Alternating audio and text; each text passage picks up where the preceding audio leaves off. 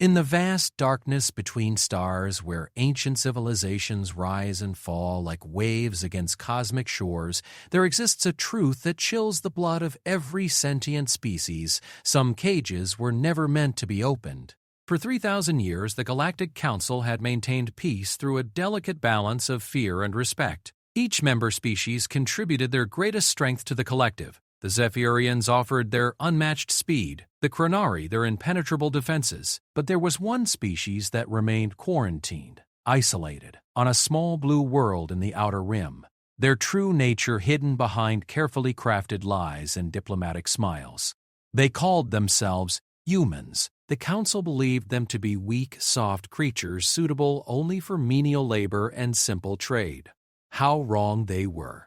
When the Devourers came, an unstoppable force that had consumed entire galaxies, the Council made a desperate decision. They would release their most feared predator, the Nexus Beast, a creature of pure destruction that had been contained for millennia. It would either destroy the Devourers or consume everything in its path.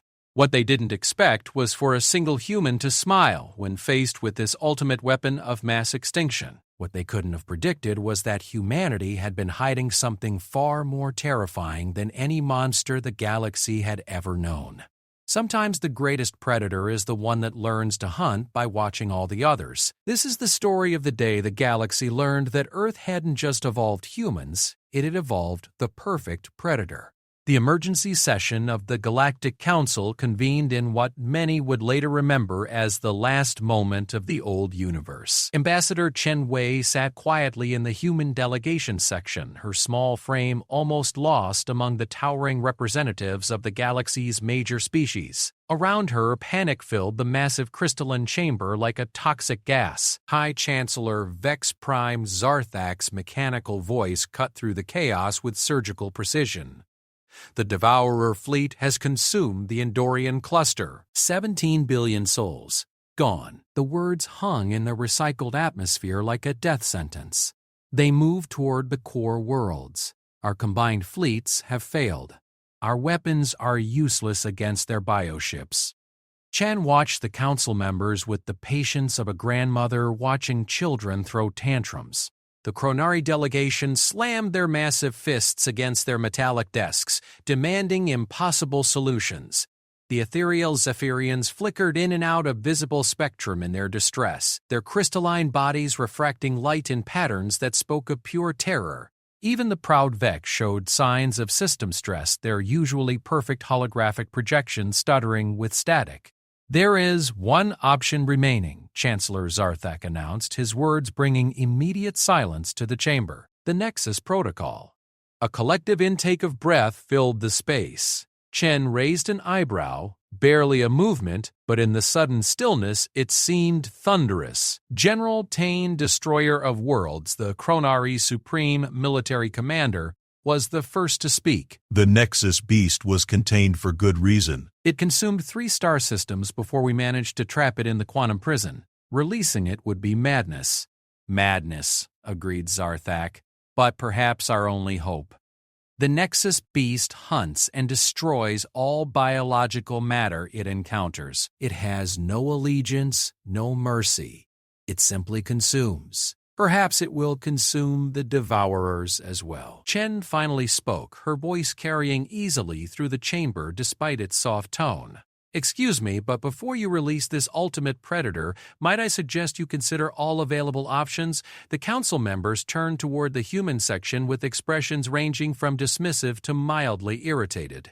It was well known that humans were useful for diplomatic negotiations and trade agreements, but they had no meaningful military contribution. Their ships were slow, their weapons primitive, their soldiers soft and weak compared to the galactic standard. Ambassador Chen. Chancellor Zarthak's tone carried the patient condescension reserved for children and lesser species. Your species' concern is noted, but this matter requires solutions beyond human understanding. You have no experience with threats of this magnitude? Chen smiled. It was a small expression, barely lifting the corners of her mouth, but somehow it seemed to fill the entire chamber. Several council members shifted uncomfortably without understanding why. No experience? Chen stood slowly, her hands clasped behind her back in a gesture that would have seemed familiar to any human military officer. "Chancellor, may I share a story while you prepare your ultimate predator for release?" The council members exchanged glances. They had time. The Nexus Beast's prison would take hours to properly unlock. Humor the human, their expressions seemed to say. "It costs nothing." 300 years ago, Chen began, walking slowly around the human delegation's small space, my planet faced an invasion, not from space, but from our own oceans, creatures we called the Deep Ones, beings of tentacle and fang that had slumbered beneath our seas for millions of years. They were awakened by our industrial progress and decided humanity was a pest to be eliminated. She paused, noting the polite but bored expressions around her. Of course, they were thinking. Another tale of a primitive species fighting primitive monsters. These creatures were perfectly adapted predators. They could breathe in both air and water. Their tentacles could crush our strongest metals. Their acidic touch could dissolve our weapons. They were intelligent, organized, and utterly without mercy. In the first week, they destroyed every coastal city on Earth. 2 billion humans died. The Zephyrian representative flickered with what might have been sympathy, a tragic loss, but hardly comparable to, "Oh, but I'm not finished," Chen interrupted gently. "You see, these Deep Ones made a crucial error. They assumed that because they were the apex predator of the ocean, they would be the apex predator on land as well. They never considered that Earth might have produced something more dangerous than they were." General Thane leaned forward, his massive form creaking the reinforced chair. "What could possibly be more dangerous than the creatures you described?" Chen's smile widened, and for just a moment, something predatory flickered in her dark eyes. "Humans, General. Humans who had spent their entire evolutionary history learning to hunt every other predator on their planet." She gestured to a holographic display that materialized above the council chamber. Images of Earth appeared, not the peaceful blue marble most species knew, but something far more complex and terrifying. Earth, you see, is what galactic biologists classify as a death world, gravity 3 times galactic standard. Weather patterns that can kill continents, geological instability that regularly resets the evolutionary clock. And in that environment, among all the creatures that evolved to be perfect killing machines, humans became the ultimate predator not through strength or speed or natural weapons. The hologram showed creatures that made the assembled aliens step back in their seats. Massive predators with teeth like swords, pack hunters with intelligence and coordination that rivaled military units, aerial predators that could snatch prey from impossible distances. We learned to hunt by studying every single one of them. We learned persistence hunting from watching pack predators wear down prey over days of continuous chase. We learned patience from ambush predators that could wait motionless for weeks. We learned cooperation from social hunters that could coordinate attacks across vast distances. We learn tool use from watching creatures turn their environment into weapons. The hologram shifted, showing human figures engaged in various hunting activities throughout history. But these weren't the primitive spear throwers the Council expected. These humans moved with a deadly efficiency that spoke of evolutionary refinement across millions of years. The Deep Ones were apex predators of the ocean, but they had never encountered an apex predator of apex predators. A species that had learned to hunt by observing and eventually surpassing every killer their world could produce. Chen walked closer to the center of the chamber, her movements carrying a fluid grace that made several council members unconsciously reach for weapons they didn't have. "The war lasted 3 months," she continued. "In the first month, the Deep Ones controlled 90% of Earth's surface. By the second month, that number had dropped to 50%. By the third month, the Deep Ones were extinct. The chamber had grown absolutely silent. Even the background hum of the life support systems seemed muted. "How?" Chancellor Zarthak's mechanical voice carried a note of something that might have been concern. "We studied them," Chen said simply. "We learned their migration patterns, their breeding cycles, their social structures, their hunting methods, their weaknesses. We adapted. We evolved our tactics in real time. We turned their own predatory instincts against them. Within 3 months, humanity had gone from prey to predator to the creature that had completely eliminated another apex predator species. She gestured again, and the hologram showed the aftermath. Oceans cleared of the massive bioforms, human cities rebuilt, but now with defenses that seemed to account for threats that had never existed. But that's not the interesting part, Chen continued. The interesting part is what happened next. You see, in studying and defeating the Deep Ones, humanity learned something about itself. We learned that we weren't just good at hunting other predators. We were the result of millions of years of evolution specifically designed to make us the perfect predator hunters. The hologram shifted again, showing human space vessels that looked nothing like the slow, clumsy ships the Council was familiar with. These were sleek, deadly things that moved through space like living creatures. When we reached the stars and met other species, we realized something interesting. Every species we encountered was the apex predator of their homeworld. The Chronari conquered through strength, the Zephyrians through speed, the Vex through technology. Each species represented the ultimate evolutionary development of a single predatory strategy. Chen stopped directly in front of Chancellor Zarthak's position, but humans had evolved to hunt all of those strategies. We were the predator designed to hunt other predators. A new alarm began sounding throughout the chamber. Emergency lights flashed as a priority communication channel opened. The image of Admiral Kresh Fleet Commander appeared, his Chronari features twisted with confusion and terror. Chancellor, the Devourer Advance Fleet has reached the Zirian system, but they've stopped. They're not attacking, they're not moving, they're just waiting. The council members exchanged glances. Devourers didn't wait. They consumed everything in their path without pause or consideration. Waiting for what? Chancellor Zarthak demanded. Unknown, sir. But there's something else. We're detecting massive energy signatures moving through space toward their position. The readings don't match any known technology. Chen looked at her personal communication device and smiled that same small, predatory smile. Ah, that would be my people. Every head in the chamber turned toward her. Your people? General Thane's voice carried dangerous undertones. Well, not all of them. Just the ones from the outer fleet. About 50 ships, I believe. She checked her device again. Oh, 47 ships now. They've been observing the Devourers for the past 6 months, learning their movement patterns, their ship configurations, their hunting strategies. The chamber erupted in chaos. How had human ships been tracking the Devourers without council knowledge? How had they remained undetected? How had a species with primitive technology managed to observe and follow the greatest threat the galaxy had ever known? Chen raised her voice just enough to carry over the shouting. You see, the moment we learned about the Devourers, we realized they were simply another predator species, highly advanced, extremely dangerous, but still operating according to predictable patterns. So we did what humans do when we encounter a new predator. The chaos died down as her words sank in. We studied them. We learned their hunting patterns, their social structures, their technology, their weaknesses.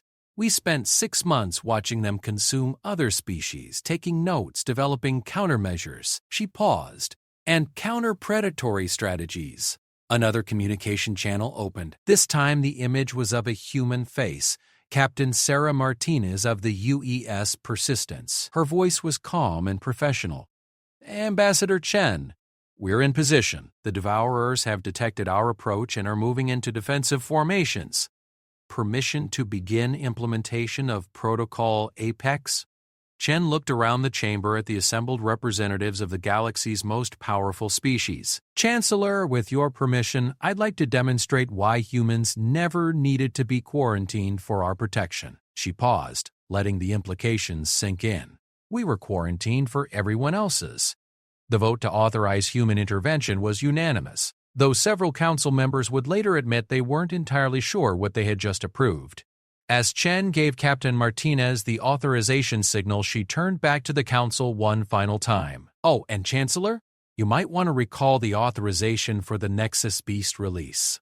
Trust me when I say it's no longer the most dangerous predator in this galaxy. The holographic display above the chamber switched to a real-time view of the Zirion system. where something was about to happen that would fundamentally alter the galaxy's understanding of what it meant to be the ultimate predator. The Zarian system had become a theater of impossibility, and every being in the Galactic Council chamber watched in stunned silence as the holographic display revealed what humanity had been hiding among the stars. The Devourer fleet hung in space like a disease-given form. Their bioships stretched for hundreds of kilometers, writhing masses of living tissue and bone that pulsed with malevolent intelligence. Tentacles the size of battleships swept through the void, tasting for prey.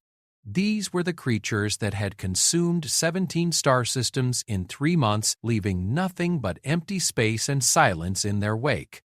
But they weren't moving forward. For the first time in recorded history, a Devourer fleet had stopped its advance. Captain Sarah Martinez's voice cut through the tension in the council chamber.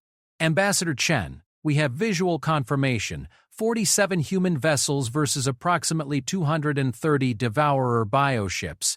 The enemy fleet is arranging itself into what appears to be a defensive formation. General Thane, Destroyer of Worlds, leaned forward in his massive chair. Defensive? Devourers don't defend. They attack until everything is consumed or they are destroyed. Chen's smile never wavered. They do when they recognize they're being hunted.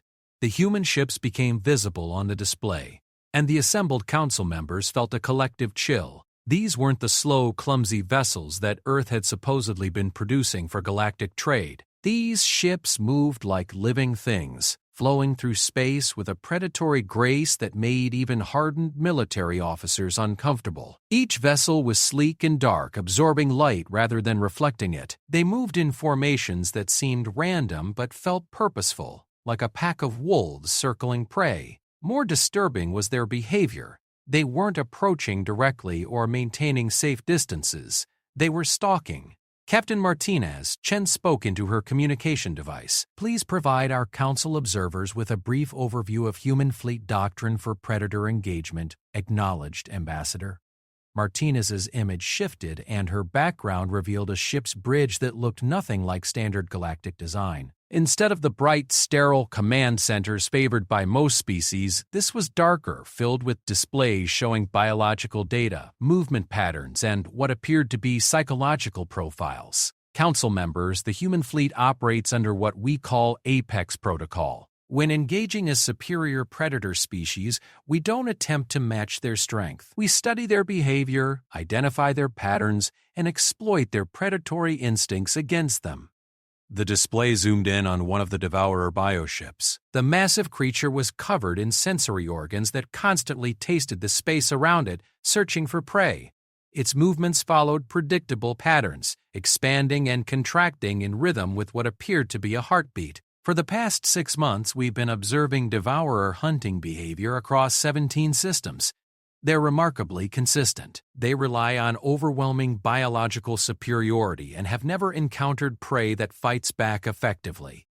Martinez's voice carried the calm professionalism of someone discussing weather patterns. This has made them predictable. Chancellor Zarthak's mechanical voice carried an edge of disbelief. Predictable? These creatures have destroyed our most advanced fleets. With respect, Chancellor, your fleets engaged them as equals. Ship to ship, weapon to weapon. You fought them like fellow predators competing for territory. Martinez gestured to her tactical displays. Humans learned long ago that when facing a superior predator, you don't challenge it directly, you become something it can't understand. The human ships had spread throughout the system, not in battle formation, but in something that looked almost random. Except it wasn't random. It was precise, calculated, with each vessel positioned to create a pattern that would be invisible until it was too late. The Devourers are hive-minded biological entities, Martinez continued. They think in terms of consumption and growth. Their ships are extensions of their biology, not separate tools.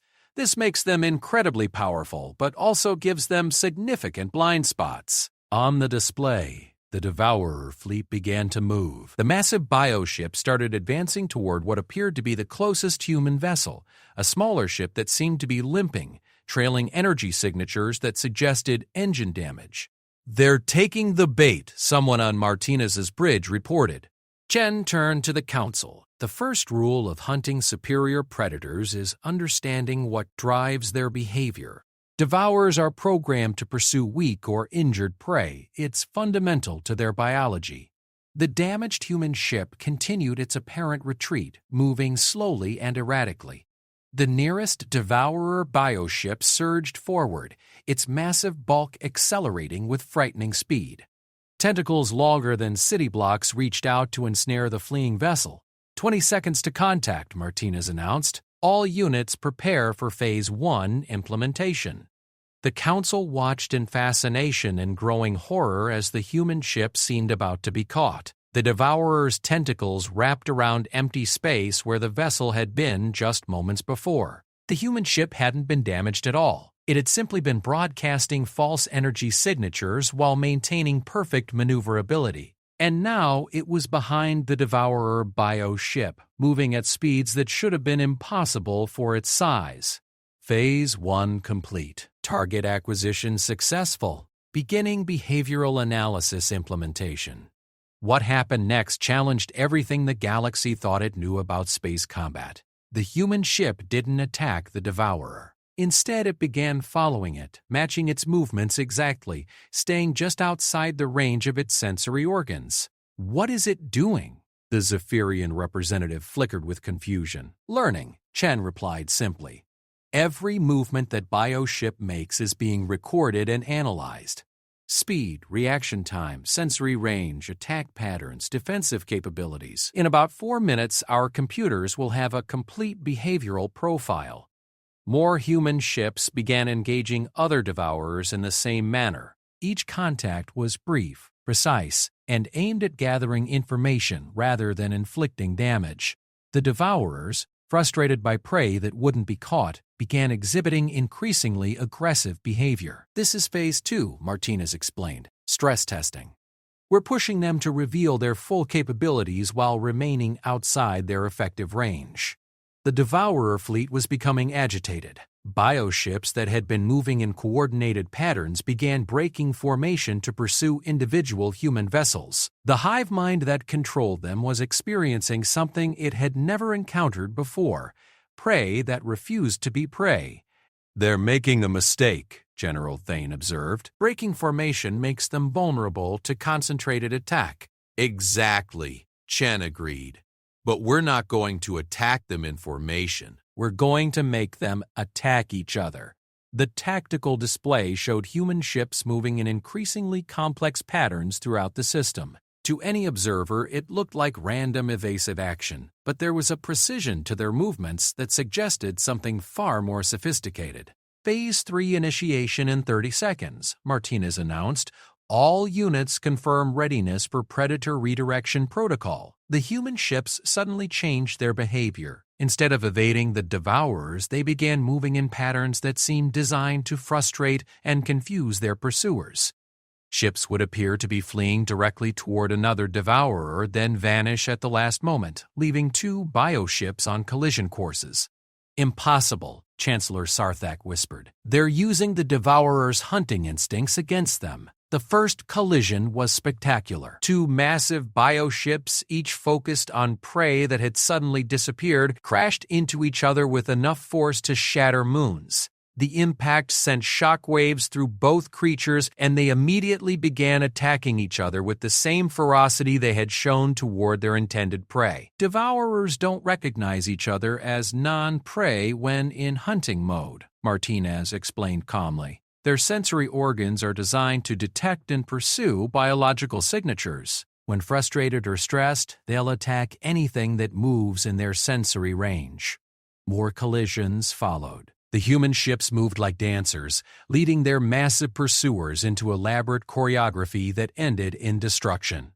Within 20 minutes, the Devourer fleet had lost 30% of its numbers to friendly fire. But that wasn't the end of the human strategy. Phase 4 implementation, Martinez announced. Biological warfare protocols are now active. Chen turned to the council as new readings appeared on the tactical display. The interesting thing about hive-minded biological entities is that they share everything, including infections. The council members looked at the display in growing alarm. The human ships were no longer just evading and redirecting, they were releasing something into space. Microscopic payloads that seemed to target the bioships directly. Specially engineered viruses, Chen explained. Designed over 6 months of studying devourer biology from the remains of their previous conquests. The viruses don't kill. That would be too simple. They interfere with the hive-mind connection. The effect was immediate and devastating.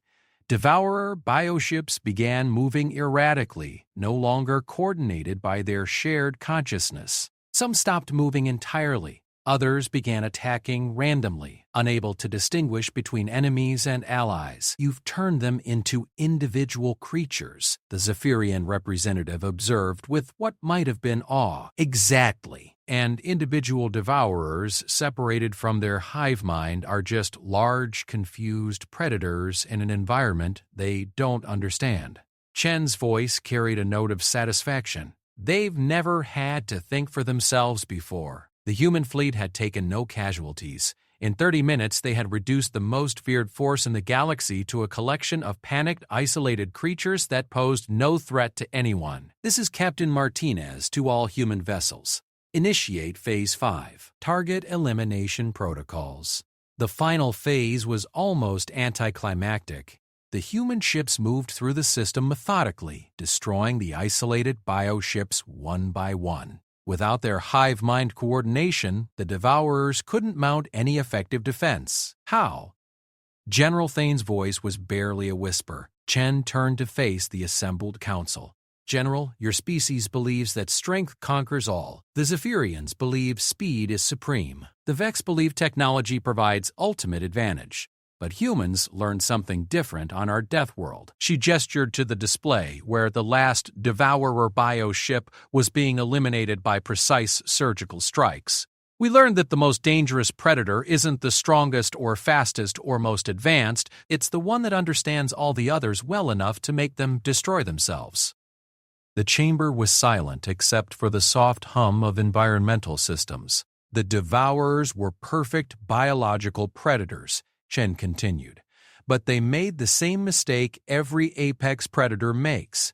They assumed their perfection made them unbeatable. They never considered that somewhere in the galaxy, evolution might have produced something designed specifically to hunt perfect predators. She smiled that small, predatory smile that was becoming familiar to the council members. Humans aren't the strongest or fastest or most technologically advanced species in the galaxy, but we are the only species that evolved specifically to study, understand, and eliminate apex predators. Every single threat humanity has ever faced has made us better at recognizing and countering the next threat. Chancellor Zarthak processed this information with the mechanical precision of his artificial mind, the quarantine. It was never to protect humans from the galaxy. It was to protect the galaxy from humans, until we were certain we could control our own predatory instincts. The display showed the human fleet regrouping in perfect formation, ready to move to the next system where devourers waited. But Ambassador, the Zephyrian representative flickered nervously, what happens when humans have eliminated all the apex predators in the galaxy? What will you hunt then? Chen's smile widened, and for just a moment something cold and ancient flickered in her eyes. Well, that would depend on whether any species decided to become a threat to humanity, wouldn't it? The silence in the Galactic Council chamber stretched like a held breath as the implications of what they had witnessed settled into the minds of beings who had considered themselves the pinnacle of galactic civilization. Ambassador Chen Wei stood calmly among them, her small human frame somehow seeming to dominate the vast space filled with creatures that dwarfed her physically. Chancellor Zarthak was the first to break the silence, his mechanical voice carrying undertones of careful calculation. Ambassador Chen, the human fleet just eliminated a devourer advance force that had destroyed 17 of our most heavily defended systems. They did this without losing a single vessel and in less than 1 standard hour. 37 minutes, actually, Chen corrected mildly, but who's counting? General Thane, Destroyer of Worlds, shifted in his reinforced seat, the metal groaning under his massive chronary frame. The tactical implications are significant. If humans possess this level of military capability, why have you maintained a pretense of being a minor trading species? Chen walked slowly around the human delegation area, her hands clasped behind her back in that gesture that several council members were beginning to recognize as distinctly threatening. General, may I ask you about Chronari military doctrine? What about it? Your species conquered 12 systems through direct military action, overwhelming force, superior armor, relentless advance. Very impressive. Chen paused at the edge of the human section. Tell me, when you conquered the Melody civilization, how many casualties did you take?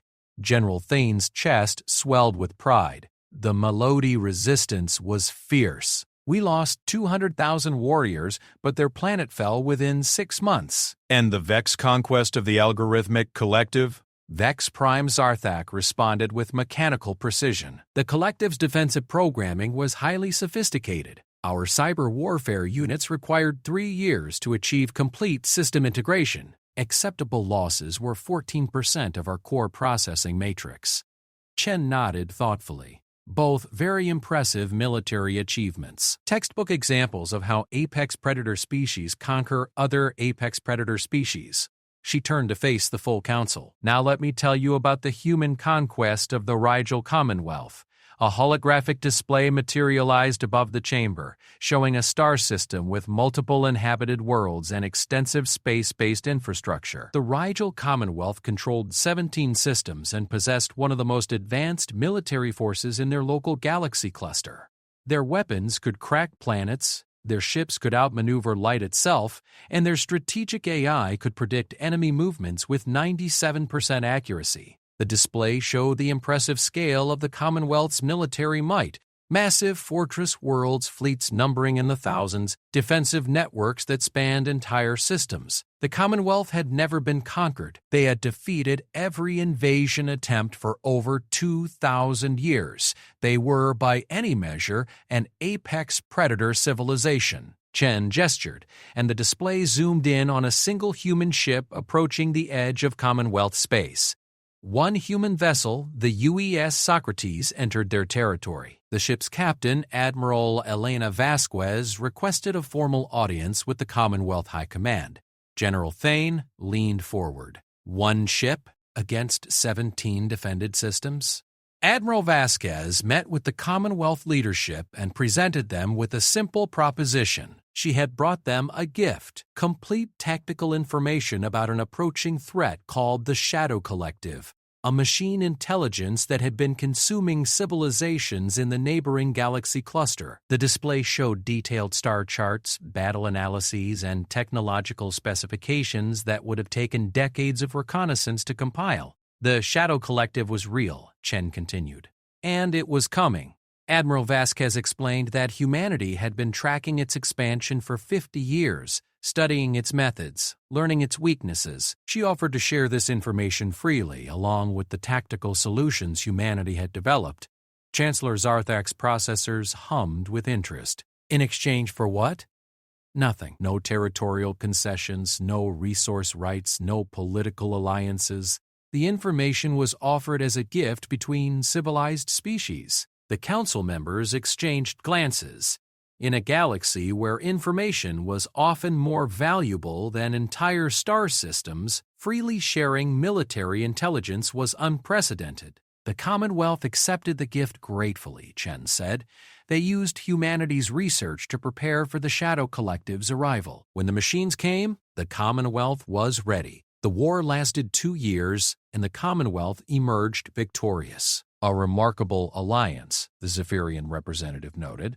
But how does this relate to conquest? Chen's smile returned, and the temperature in the chamber seemed to drop several degrees. The Commonwealth leaders were so grateful for humanity's assistance that they invited Admiral Vasquez to attend their victory celebration. It was a grand affair. Millions of beings across 17 systems celebrating their triumph over an impossible threat. The display showed celebration scenes from across the Commonwealth worlds. Cities filled with joyous crowds, leaders giving speeches about their great victory, military parades showcasing the weapons and tactics that had saved them. Admiral Vasquez attended every celebration, met with every leader, toured every military installation, and praised the Commonwealth's brilliant adaptation of human tactical recommendations. 3 days after the celebrations ended, every single Commonwealth military installation simultaneously self-destructed. Every defense network went offline. Every fleet command ship experienced catastrophic system failures. Every planetary defense grid shut down permanently. The display shifted to show the aftermath. Systems that had been impregnable fortresses suddenly defenseless. Fleets floating dead in space, entire military hierarchies collapsing in coordinated cascade failures. Admiral Vasquez had spent 2 years walking freely through every aspect of Commonwealth military infrastructure. She had been invited to examine their weapons, their communication systems, their command protocols, their defensive networks. The Commonwealth had shown humanity everything, believing they were sharing with grateful allies. The realization hit the Council like a physical blow. The information about the Shadow Collective, Chancellor Zarthak said slowly, was accurate, but it was also bait. Humanity had been tracking the Shadow Collective for 50 years, Chen confirmed.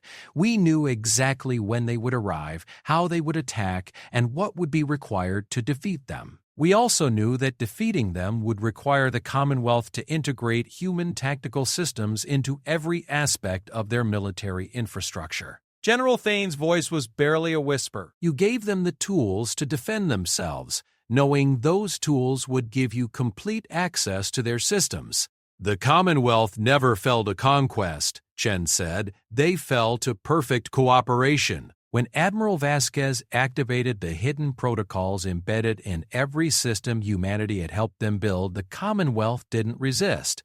They couldn't. Their entire military apparatus had been designed by humans, built with human specifications, and operated according to human protocols. The display showed Admiral Vasquez's final transmission to the Commonwealth leadership.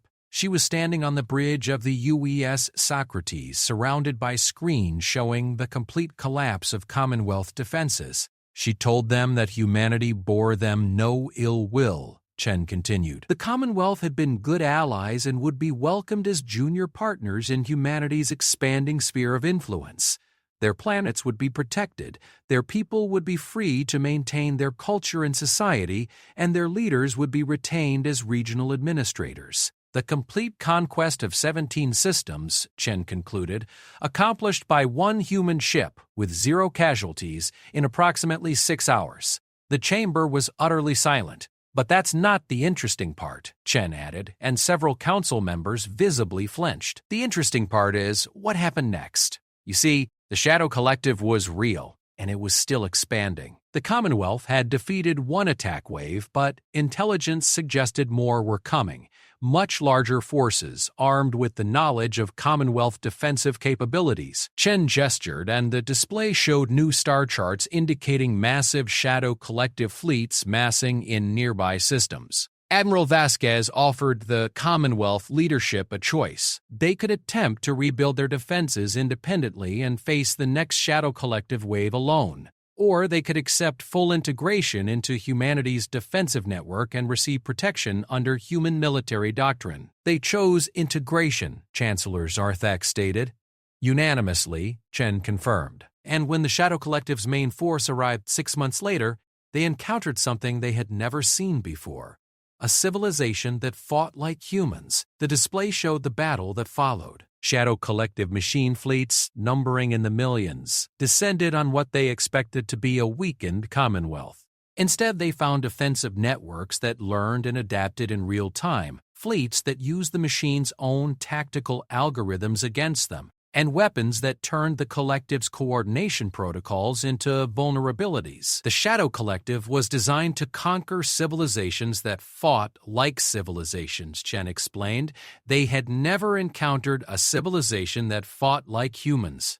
The entire machine force was eliminated in 11 hours. She turned to address the Council directly. The Commonwealth Human Alliance became the foundation of what is now the Human Protective Association. 47 civilizations across 12 galaxy clusters, all operating under human military doctrine, all sharing the benefits of human tactical innovation and all contributing their unique capabilities to humanity's growing understanding of galactic threats. Chen activated another display showing a star map that encompassed vast regions of space. Entire galaxy clusters were marked with human symbols. The Galactic Council represents the civilizations of this galaxy cluster. We are one of 12 such clusters currently under human protection. The implications crashed over the Council like a tsunami of realization. This entire galaxy cluster, General Thane said slowly, is human territory. Not territory, Chen corrected gently. Protectorate. Humanity doesn't conquer in the traditional sense. We protect. We study potential threats, develop countermeasures, and share those countermeasures with allied civilizations. In exchange, those civilizations contribute their expertise to our understanding of how to protect against future threats. Chancellor Sarthak's processors were working at maximum capacity, the quarantine. Earth was never isolated to protect humans from galactic civilization. The quarantine was established to allow this galaxy cluster to develop naturally while humanity studied it. Chen confirmed, we needed to understand how apex predator civilizations evolve when left to their own devices. We needed to identify potential threats and potential allies. We needed to learn how this galaxy cluster species think, fight, and adapt. And the Devourers? Chen's smile returned. The Devourers were the final test. Humanity has been tracking their expansion across 7 galaxy clusters for 200 years. We've studied their biology, their tactics, their hive mind structure, and their patterns of consumption. We've developed countermeasures that have been tested and refined across dozens of encounters. She paused, letting that sink in. The Devourers represent the most dangerous biological threat humanity has ever cataloged. If this galaxy cluster civilizations could work together to defeat them, you would be ready for integration into the Human Protective Association. And if we couldn't? The Zephyrian representative asked. Chen's expression didn't change, but something cold flickered in her eyes. Then humanity would have protected this galaxy cluster the same way we've protected the others, directly. The Council sat in stunned silence as they realized that everything they thought they knew about their place in the galaxy had been carefully constructed fiction. They were not the apex predators of their domain. They were potential allies being evaluated by a species that had already conquered most of the known universe, not through force but through something far more sophisticated and terrifying. What happens now? General Thane asked. Chen checked her communication device as new information appeared on the tactical displays. Human fleets were moving throughout the galaxy, engaging and eliminating Devourer forces with the same methodical efficiency they had witnessed in the Zarian system. Now, Chen said, we see if this galaxy cluster is ready to learn what it means to hunt with humans. The next 72 hours would later be remembered as the Great Revelation, when every major civilization in the galaxy cluster simultaneously discovered that their understanding of reality had been fundamentally wrong. Ambassador Chen Wei remained in the Galactic Council chamber as reports flooded in from across the galaxy. Human fleets had appeared in every system where Devourer forces operated, and the results were uniformly devastating for the bioships. Species that had evacuated their homeworlds in terror watched from distant refugee fleets as human vessels systematically eliminated threats that had seemed unstoppable just days before. But the reports revealed something that disturbed the Council almost as much as humanity's military capabilities.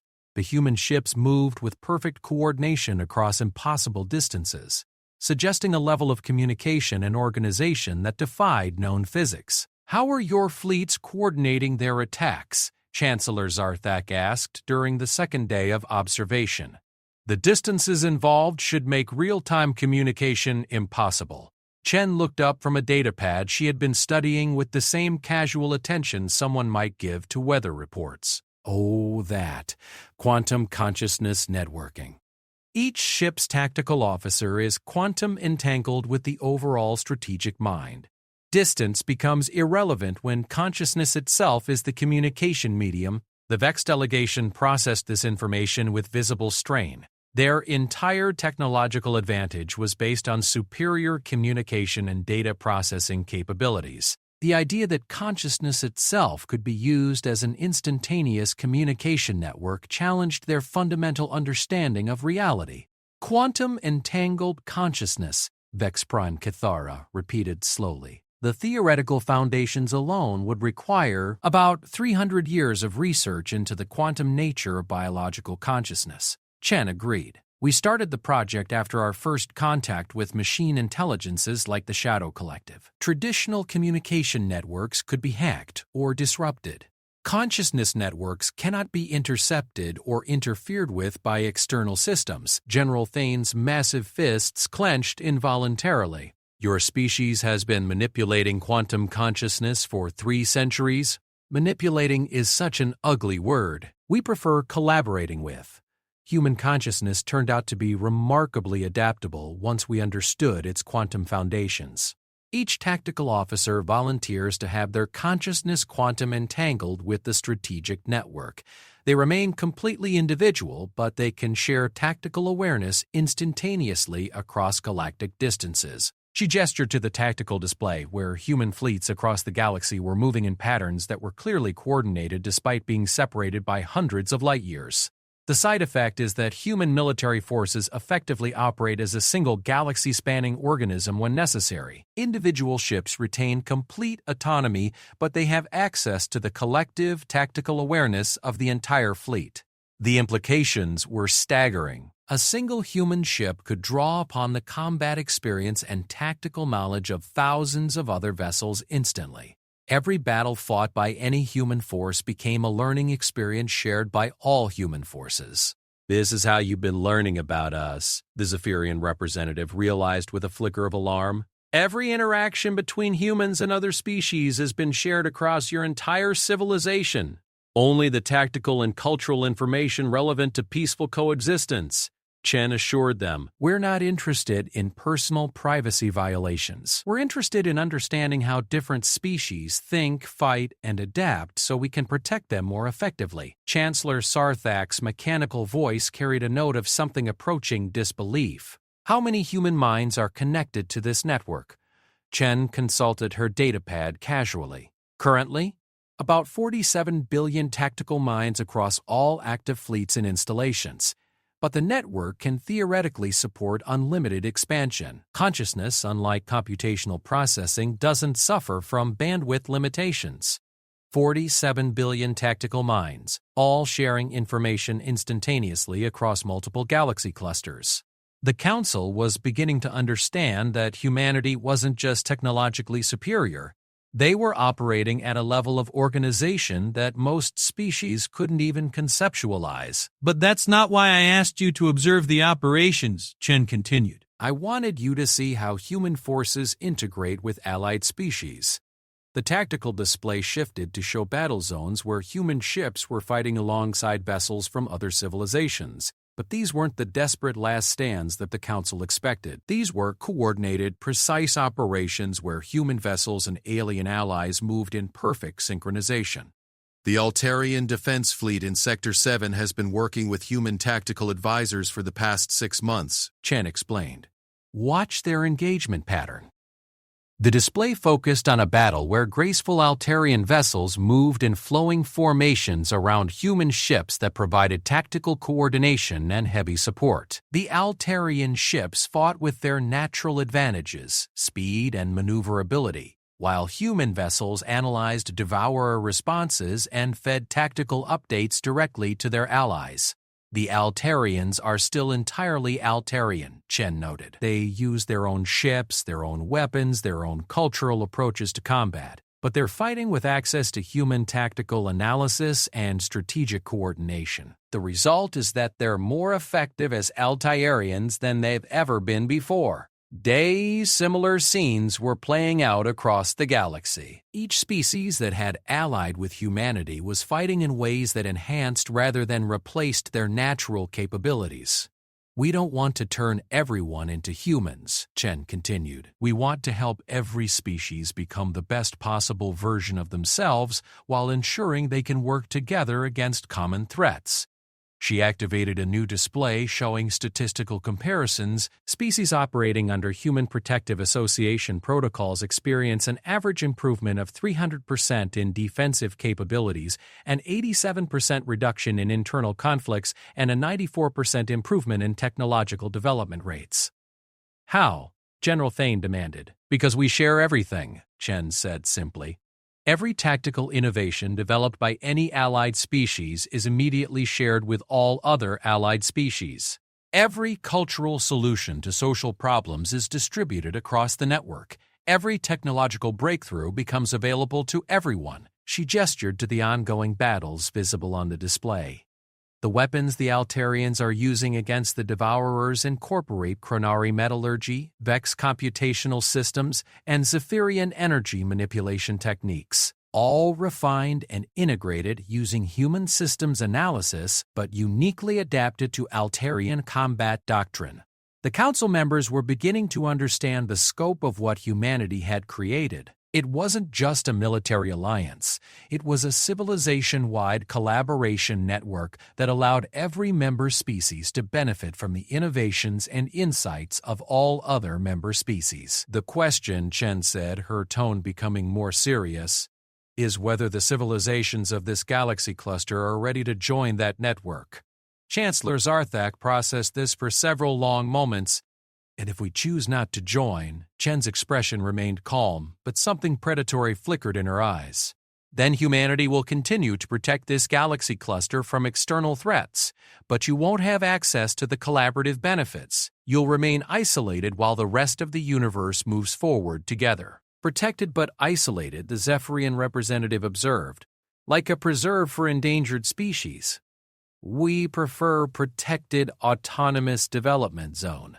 Chen corrected gently. But yes, essentially. You would be free to develop naturally while being shielded from galactic-level threats you're not ready to handle independently. General Thane's voice carried a dangerous edge. And if we decide that we don't want human protection, if we choose complete independence? The chamber fell silent. Chen studied the general for a long moment before responding. General, in the past 72 hours you've watched human forces eliminate Devour fleets that your combined militaries couldn't slow down. You've learned that humanity has been operating in this galaxy cluster for centuries without your knowledge. You've discovered that most of the known universe is already under human protection. She paused, letting the implications settle. The option for complete independence ceased to exist the moment the Devourers entered this galaxy cluster. The universe has become too dangerous for isolated civilizations to survive. The choice isn't between independence and protection, it's between cooperative protection and imposed protection. Imposed protection, Chancellor Zarthak repeated. If this galaxy cluster's civilizations can't work together under human coordination, then humanity will protect them directly.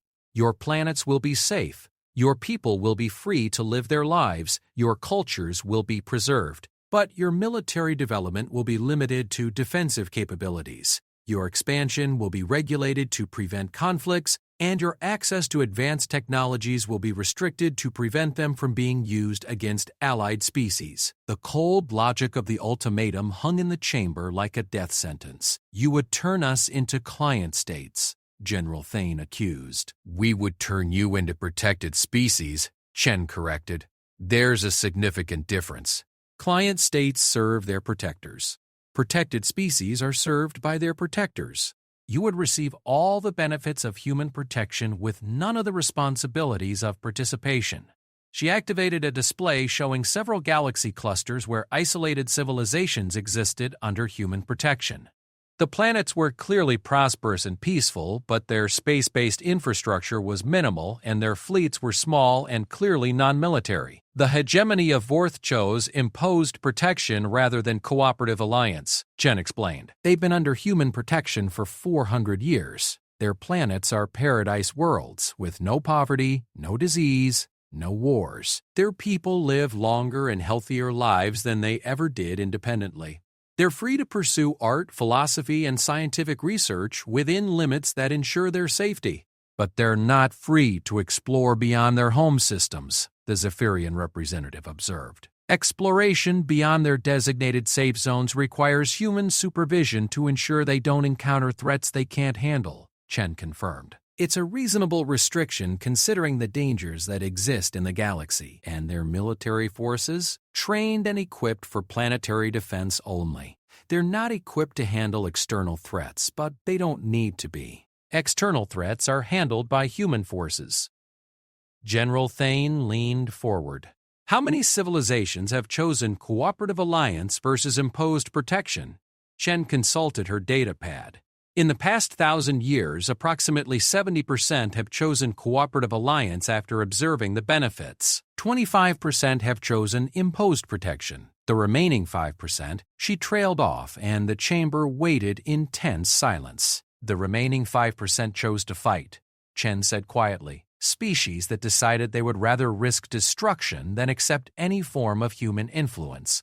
What happened to them? Chancellor Zarthak asked, though his mechanical voice suggested he already suspected the answer. They fought, Chen said simply, and they lost. But humanity doesn't destroy civilizations unnecessarily. Species that fought human protection were relocated to carefully prepared worlds where they could develop naturally without endangering themselves or others. Their cultures and societies remained intact, but they were physically isolated from the broader galactic community. Relocated. General Thane repeated the word like it tasted bitter, to worlds perfectly suited to their biological and cultural needs, Chen clarified, with careful monitoring to ensure their safety and prosperity. Most of these relocated civilizations eventually request integration to the Human Protective Association after a few generations of isolation helped them understand the benefits of cooperation. She looked around the chamber at the assembled representatives of the galaxy's most powerful civilizations. The choice is yours, Chen said. Cooperative alliance with full access to galactic civilization and shared technological advancement. Imposed protection with guaranteed safety but limited autonomy. Or, she paused, other options that no species has ever found satisfactory. Chancellor Zarthak's processors hummed at maximum capacity for several minutes before he spoke. How long do we have to decide? Chen checked her communication device as new reports appeared. The last Devourer forces in this galaxy cluster will be eliminated within 18 hours. After that, this region will be officially under human protection, regardless of your choice. The question is what form that protection will take. She stood and gathered her materials with the calm efficiency of someone who had delivered this ultimatum many times before. I'll be returning to my delegation quarters now. When you're ready to discuss terms, please let me know. Oh, and Chancellor?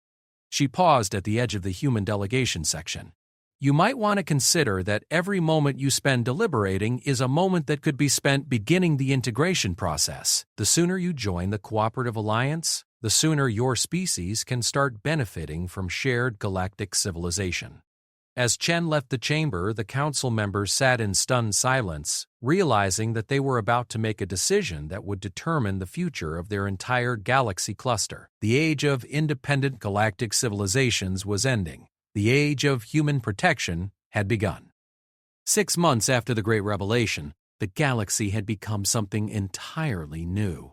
Ambassador Chen Wei stood on the observation deck of the newly constructed Harmony Station, a massive facility orbiting the former Council world that now served as the coordination center for the galaxy cluster's integration into the Human Protective Association. Through the transparent aluminum walls, she could see a sight that would have been impossible just months ago. Ships from dozens of species working together in perfect coordination, their unique designs enhanced with human tactical systems and quantum communication networks. The integration had proceeded faster than anyone expected. Within hours of humanity's ultimatum, every major civilization in the galaxy cluster had chosen cooperative alliance over imposed protection. The decision had been unanimous, though Chen suspected it had less to do with the appeal of cooperation and more to do with the stark alternatives. Ambassador Chen, a familiar mechanical voice announced, and Chen turned to see Chancellor Zarthak approaching. The Vex leader's holographic projection had been upgraded with human quantum entanglement technology, allowing him to maintain perfect clarity across galactic distances. Chancellor, Chen acknowledged with a slight nod. How are the integration protocols proceeding? "Remarkably well," Zarthak replied, and there was something in his tone that suggested genuine satisfaction rather than mere compliance. "Vex computational capabilities have improved by 400% since integrating human consciousness networking. Our processing efficiency has reached levels we never thought possible." Chen smiled. "The quantum consciousness bridge allows your artificial minds to tap into the intuitive processing capabilities of biological consciousness while retaining your computational advantages. It's one of the more successful hybrid approaches we've developed." Through the station's windows, they could see a perfect example of this integration. A massive Vex computational array was working in perfect synchronization with human tacticians and Chronari engineers to coordinate the construction of a new defensive network that would protect the entire galaxy cluster. The project, which would have taken centuries using traditional methods, was proceeding at an unprecedented pace. "I must admit," Sarthak said, "when you first revealed humanity's true nature, I expected cultural assimilation. I did not expect cultural amplification." Chen nodded toward a nearby tactical display showing current operations across the galaxy cluster. "Assimilation destroys the diversity that makes species valuable. The Vex are more useful to the galactic community as enhanced Vex than they would be as artificial humans. Our goal is to make every species the best possible version of themselves." The display showed impressive statistics. Since integration began, technological advancement rates across all species had increased exponentially. More importantly, conflicts between species had virtually disappeared. When every civilization had access to the same advanced technologies and shared the same defensive challenges, the traditional sources of galactic tension simply evaporated. "What I find most remarkable," Zarthak continued, "is the educational component. Human tactical advisors don't simply provide solutions. They teach member species to develop solutions independently. That's the key to sustainable protection," Chen explained. "If we simply imposed human solutions on every problem, member species would become dependent and vulnerable. By teaching them to think like humans while retaining their unique perspectives, we create allies who can contribute novel solutions to threats we haven't encountered yet." As if summoned by their conversation, General Thane, Destroyer of Worlds, approached the observation area. The massive Chronari's movements had changed over the past months. His natural aggression had been tempered with something resembling strategic patience. "Ambassador Chen, the first joint training exercises are beginning in the outer systems," Thane reported. "Chronari heavy assault units, Zephyrian reconnaissance forces, Vex tactical coordination, and human strategic oversight.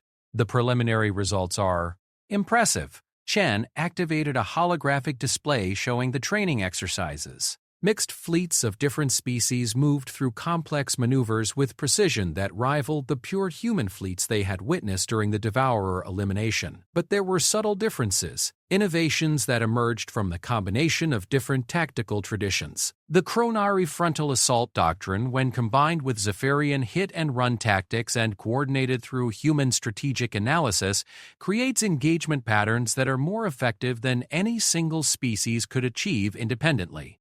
Chen observed, "Human tactical advisors have taught us that the most devastating attack is often the one that comes after careful observation and preparation. We are still Chronari. We still prefer direct confrontation. But now we understand when direct confrontation is most effective." The transformation of Chronari military culture had been one of the most dramatic changes during integration. The warriors who had once prided themselves on overwhelming force now took equal pride in strategic precision. They remained fearsome in battle, but they had learned to channel their aggression with surgical precision. "And the Zephyrians?" Chen asked. The ethereal Zephyrian representative materialized near the group, her crystalline form shimmering with what had become recognizable as satisfaction. "My people have discovered that true speed isn't just about moving quickly," she said. "It's about being in the right place at precisely the right moment. Human strategic foresight combined with Zephyrian mobility creates possibilities we never imagined." The integration of Zephyrian culture had been equally remarkable. The species that had once relied purely on speed and evasion now used their unique capabilities to execute complex strategic maneuvers that required perfect timing across vast distances. Each species brings something unique to the collective capability, Chen explained. Humans provide strategic coordination and threat analysis, but we're not the best at everything. Chronari provide unmatched physical resilience, Zephyrians provide unparalleled mobility, Vex provide computational superiority. Integration amplifies everyone's strengths. What about the smaller civilizations? Chancellor Zarthak asked. How have they adapted to integration? Chen gestured to another display showing various minor species throughout the galaxy cluster. That's been one of the most interesting developments. Species that were considered technologically primitive have revealed capabilities that more advanced civilizations overlooked. The display focused on the Sylvani, a tree-like species that had been dismissed as simple agricultural specialists. Under integration, their natural biotechnology had been combined with human strategic analysis to create living defensive networks that could adapt and evolve in real time. The Sylvani can grow defensive installations that learn from attacks and automatically develop countermeasures, Chen explained. Combined with human tactical foresight and Vex computational analysis, they've created defensive systems that are literally impossible to overcome through repeated assault. Similar stories played out across the galaxy cluster. The crystalline Resonari had revealed harmonic technologies that could disrupt enemy communications across entire star systems. The aquatic depths dwellers possessed spatial manipulation abilities that made them incredibly effective at strategic positioning. The diminutive spark dancers had energy manipulation capabilities that enhanced every other species' technologies. Every species has evolved unique solutions to survival challenges, Chen continued. Integration allows us to combine all of these solutions into a collective capability that's greater than the sum of its parts.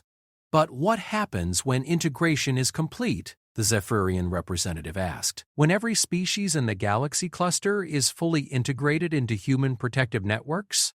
Chen's expression became thoughtful. Then we begin preparing for the next challenge. She activated a galactic display that zoomed out far beyond their current galaxy cluster. The view showed vast regions of space marked with different classifications: human protected zones, active threat regions, unexplored territories, and ominously several areas marked simply as quarantined. The universe is vast and contains threats that make the Devourers look simple by comparison, Chen explained. We've encountered machine intelligences that can convert entire star systems into computational matrices. We found biological entities that exist partially outside normal spacetime. We've discovered ancient weapon systems left behind by civilizations that died out millions of years ago but still pose active threats. The assembled representatives studied the display with growing understanding. The integration of their galaxy cluster wasn't an end goal, it was preparation for much larger challenges. How long do we have? General Thane asked. That depends on how quickly this galaxy cluster civilizations can master integrated defense protocols, Chen replied. Some threats are actively expanding toward this region. Others are dormant but could be awakened by galactic expansion activities. A few appear to be monitoring our activities and may decide to test our defensive capabilities. She pointed to one region of space that pulsed with an ominous red glow on the display. The entity in Sector 7. Alpha has been dormant for 3,000 years, but it appears to activate whenever it detects sufficiently advanced civilizations in nearby regions. Our analysts estimate it will notice this galaxy cluster's technological advancement within the next 50 years. What is it? Chancellor Zarthak asked.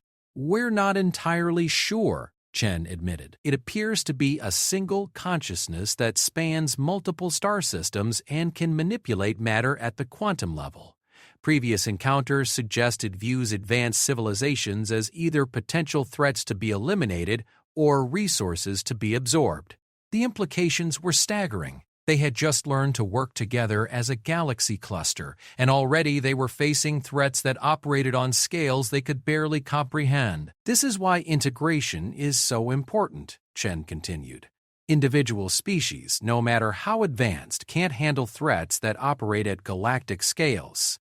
Only fully integrated multi-species civilizations have the diversity and capability necessary to adapt to threats we can't even predict. She turned away from the display to face the assembled representatives directly. The good news is that this galaxy cluster shows exceptional promise. The speed and enthusiasm with which your species have embraced integration suggests you'll be ready for advanced threat protocols much faster than most regions we've encountered. Advanced threat protocols? The Zephyrian representative asked. Cooperative operations across multiple galaxy clusters, Chen explained. When regional threats become too large for local solutions, we coordinate responses across dozens of allied galaxy clusters. Multi-galactic strategic operations involving billions of ships and countless species working in perfect coordination. The scope of what humanity had created was becoming clear. Not just galactic civilization, but truly universal civilization. Countless species across vast regions of space all working together under human strategic coordination. How many galaxy clusters are part of the Human Protective Association? General Thane asked. Chen consulted her personal device. Currently, 437 galaxy clusters are fully integrated, with another 62 in various stages of integration. Total allied species number approximately 12 million, though many are subspecies or regional variants. 12 million species, 437 galaxy clusters.